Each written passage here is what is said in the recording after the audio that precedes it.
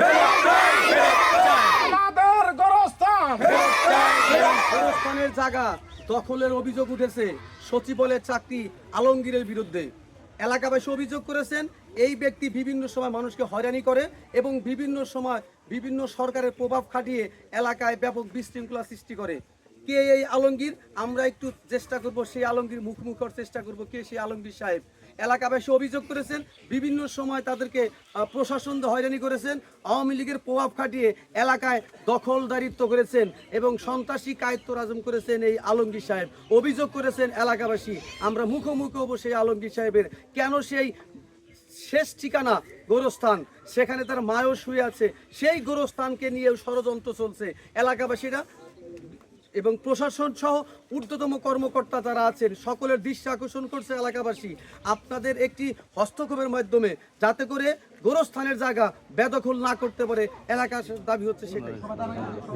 কথা হচ্ছে কি যে সংসদে আওয়ামী লীগের চাকরি করে সংসদে থাকে এই জায়গাগুলো দখল করার জন্য অনেক ধরনের হয়রানি করছে, অনেক ধরনের বিপদ গঠন করছে আমাকে এই গোরস্থান নিয়ে। এর আমরা বিচার চাই, এই গোরস্থানের আমরা বিচার চাই। এই হলো আপনাদের কাছে আমাদের অনুরোধ।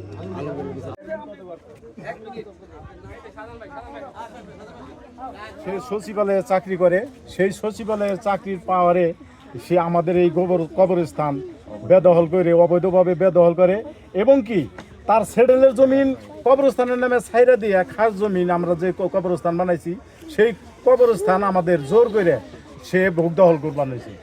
এই জন্যই আপনাদের কাছে আমার বিচার আবেদন যে আমাদের এই কবরস্থানটা যতটুকু আমাদের দলিল আছে ততটুকু আমাদেরকে পাওয়াইয়ে দিবেন।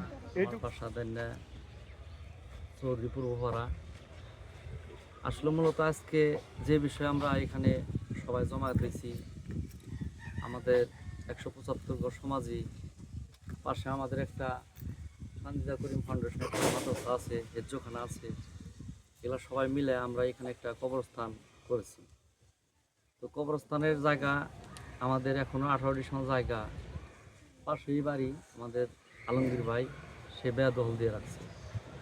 এই জিনিসটা আমরা বাংলাদেশ সরকারের কাছে আমাদের করজোড় অনুরোধ, আমরা মুসলিম, আমাদের সামাজিক এটা কবরস্থান, এই কবরস্থানের 18% জায়গা আমাদের উদ্ধার করে দেওয়া হোক, এইটাই আমাদের এলাকাবাসীর দাবি।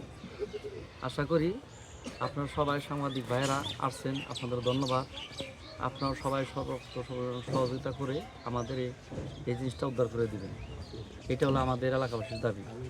যেখানে দাঁড়িয়ে কথা বলতেছি সেটা দাইনা চৌধুরী সানজিদা করিম মাদ্রাসার প্রাঙ্গণে থেকে। তার পাশে যে কবরস্থান এই এলাকাবাসীর দীর্ঘদিনের স্বপ্ন, কঠিন সাধনা বলে এই কবরস্থানটা প্রতিষ্ঠিত হয়েছে।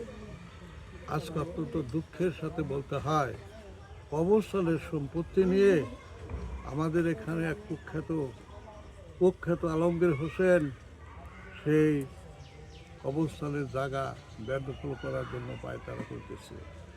এই যে পাশে দেখতে পারেন কয়েক হাজার ইটা সে বাড়ি করবে, অথচ ওই দাগে তার কোনো সত্য নাই।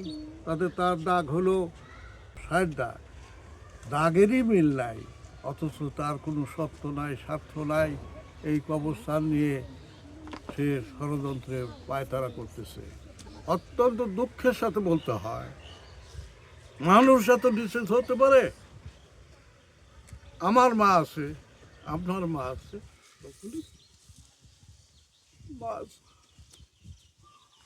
আলম বলেছিল মা এখানে এই তো দোয়া করি আল্লাহ তাকে ব্যস্ত সব করুক, সে আবারও মুরব্বী, অথচ সেই মায়ের কবরকে উপেক্ষা করে সে আজ কবরস্থানের বিরুদ্ধে সর্বপ্রকার ষড়যন্ত্র, সর্বপ্রকার আকাম কুকাম করতেছে। এটা আমরা এলাকাবাসী কঠিন ভাষায়, শক্ত ভাষায় প্রতিবাদ জানাই। আমাদের গোরস্থান, আমাদের গোরস্থান, আমাদের কবরস্থান দিতে হবে, দিতে হবে।